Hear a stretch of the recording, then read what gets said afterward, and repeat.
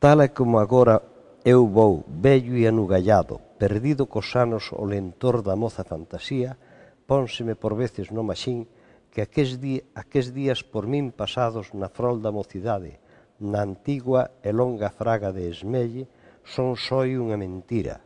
que por ser sido tan contada e tan matinada na memoria miña, coido eu, o mentireiro, que en verdade aqués días pasaron por min e aínda me labraron soños e inquedanzas tan lexeiras como unha fiada trincha nas mans dun vago e fantástico carpinteiro. Verdade ou mentira, aqueles anos da vida ou da imaginación foron enchendo cos seus fíos o fuso do meu espírito e agora podo tecer o pano destas historias novelo a novelo. Cando de obra de 9 anos cumpridos por Pascua, coa pucha na man achegueime á porta de mi amo Merlín,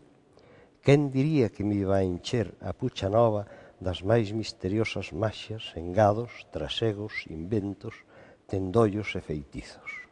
Nunca galano como este, digo eu, lle foi feita un rapaz e,